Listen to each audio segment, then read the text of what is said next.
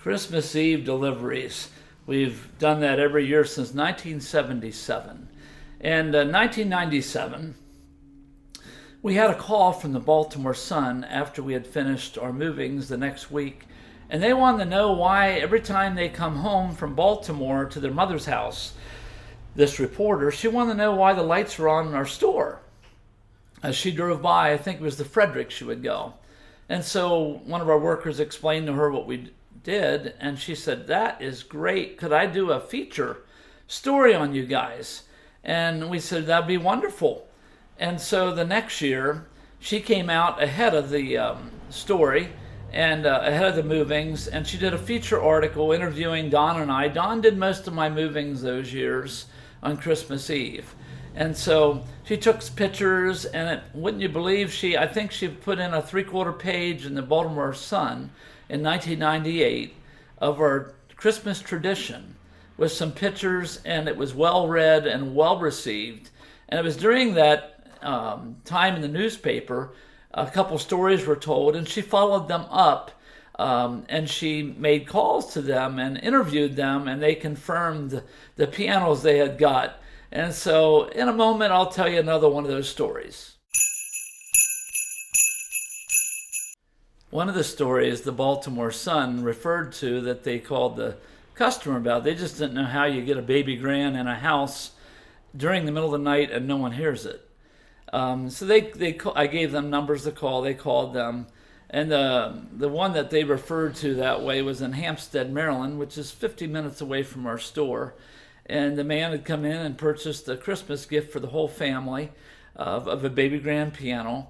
And he said, "Now I will leave a spot on the floor. When they all go to bed, I will put a piece of paper where I want you to put the piano. I'll leave the door open. You come in and you set it up. I'll have the doors closed to each bedroom, and you just do your job."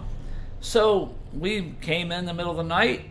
We turned off our lights. We drifted in the driveway with it in neutral and set up, and we took our shoes off, and we were in our socks and moving this grand piano. We took it on in, and we set it up, and then we proceeded, of course, to leave.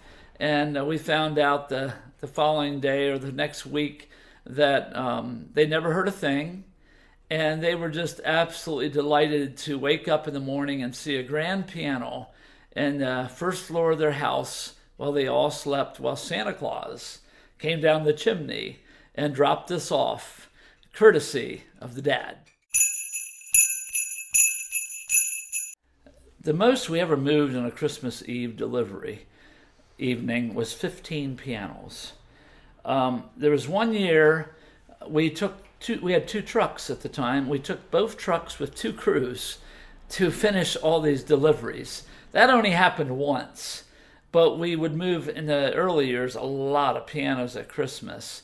The story I'm going to tell you now happened recently.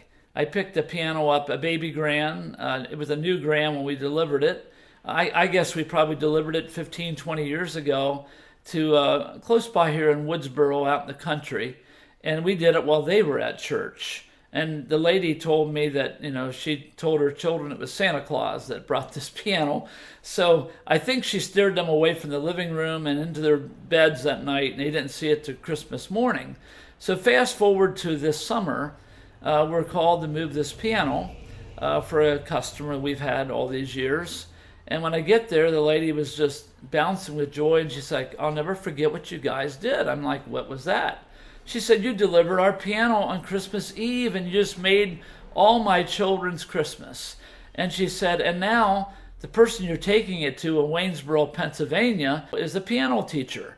And so all these years later, he ended up becoming a piano teacher as well as a full-time employee of a music store. And so when we delivered his piano, I remember that too, because the only way to get in this townhouse was through the back, and we had to come down a hill. And if we wouldn't have had our truck with our lift gate, we dropped it as far as the lift gate would go down over a bank, over a wall, and we still had to use our 10-foot ramp to take off the lift gate to get to his lawn. But he jumped in. He said, "I want to help." And then we planked it all the way into his house. And now today, 2 or 3 months later, he's teaching piano lessons on that same piano in Waynesboro, Pennsylvania, and loves music.